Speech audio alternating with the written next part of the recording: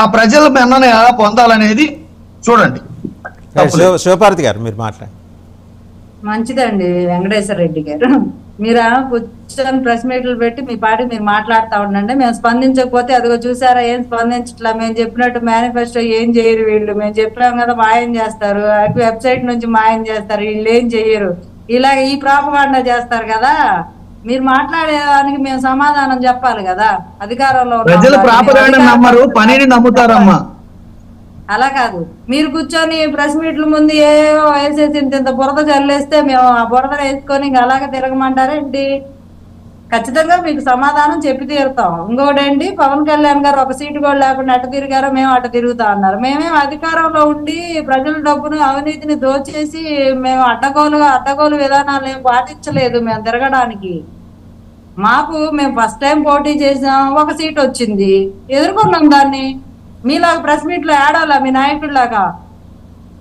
ప్రజా తీర్పుని మేము గౌరవించాము. నన్ను ఓడించారు, ఓకే, మీరు ఓడించినా మీ పక్షానే ఉంటాను, గెలిపించినా మీ పక్షానే ఉంటాను. నేను ప్రజలు నిందించలా.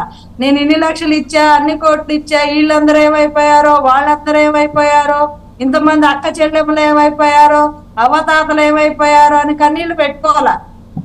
వాళ్ళని నిందించాల ప్రజల్ని. అంటే ఈయనేందో ఆయన ఇడుపులపై ఎస్టేట్ నుంచి కోర్టు తీసుకొచ్చి గుమ్మరిచ్చి ప్రజలకి ఇచ్చి వాళ్ళేదో ఓట్లు అయినట్టు వాళ్ళని మేము నిందించాల. మేము ప్రజా తీర్పును గౌరవించాం, ఓటమి ఇచ్చారు, అంగీకరించాం.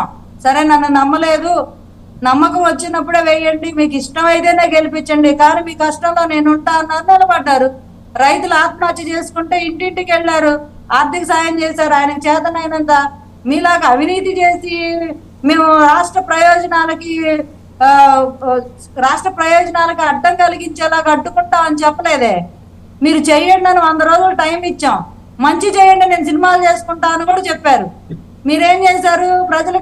ప్రజలను ప్రతి క్షణం అడ్డుకున్నారు, వేధించారు కాబట్టి అడ్డుకున్నాం, మాట్లాడాం, తిరిగాం. మీరు ఇంకా మమ్మల్ని నిర్బంధించడానికి ప్రయత్నాలు చేశారు, అడుగడుగున అడ్డుకున్నారు. పోలీస్ వ్యవస్థను చేతిలో కుప్పెట్లో పెట్టుకొని ప్రతి ఒక్కళ్ళ గొంతు నులమాలని చూశారు. అందరిని ఇవన్నీ చెప్తున్నారు కానీ నిన్న జరిగిన దాడి మీద చర్యలు తీసుకుంటామని మాత్రం చెప్పరు. మీకేమో అదే లేవు కదా.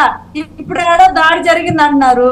సరే, మీరు దాడి జరిగింది అన్నారు, చట్టపరంగా చర్యలు తీసుకుంటారు, ఖచ్చితంగా మాట్లాడతారు. ఇప్పుడు ఇంతవరకు ఎవరికి ఏ శాఖ కూడా ఇంకా నిర్ణయించబడలేదు, పూర్తిగా రాలేదు. దానిలోపే ఇక్కడ దాడులు జరుగుతున్నాయి. ఎక్కడ దాడులు జరిగినా విచారణ అనేది జరిగింది, ఖచ్చితంగా లీగల్ యాక్షన్స్ అనేవి ఉంటాయి.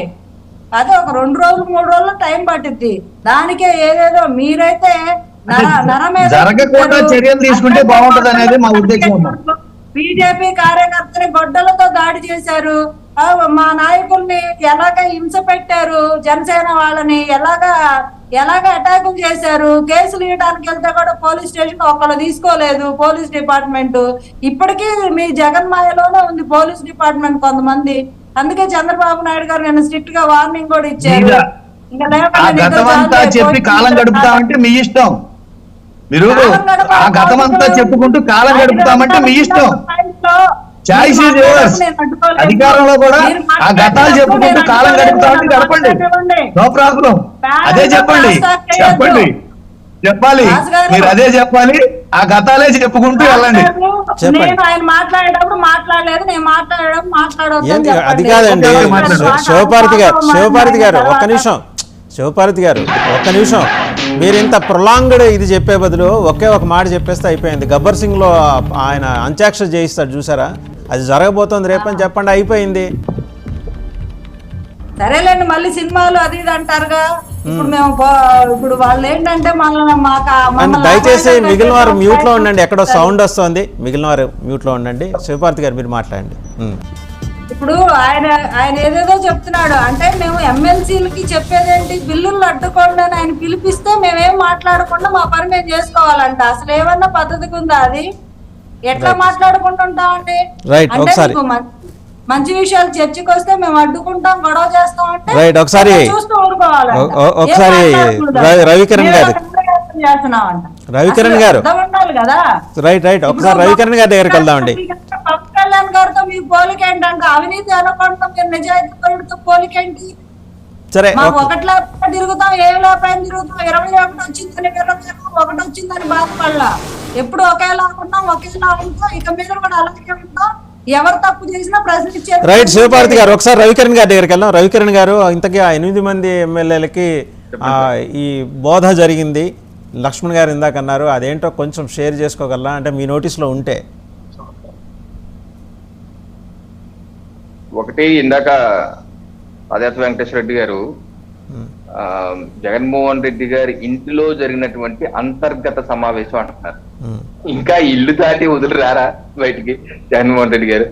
అది ముఖ్యమంత్రిగా ఉన్నప్పుడు కూడా ఇంట్లోనే ఉన్నారు, ఇప్పుడు కూడా ఇంట్లోనే ఉన్నారా? ఇంక ఆఫీస్కి వెళ్ళరా? ఇంకా వైసీపీ పార్టీ కార్యాలయం ఇటువంటి ఏమి ఉండవా? ఇవి జరగవా? అంతర్గత సమావేశం అంటున్నారు. అంతర్గత సమావేశం అయితే ప్రత్యక్ష ప్రసారం ఎందుకు ఇచ్చారండి? అంతర్గత సమావేశం మీరు మొన్న చేశారు. ఎవరితో? మీ 11 మంది ఎమ్మెల్యేలతో, 4 ఎంపీలతో విజువల్స్ అలా చెప్పారు, కానీ ఎక్కడ వీడియో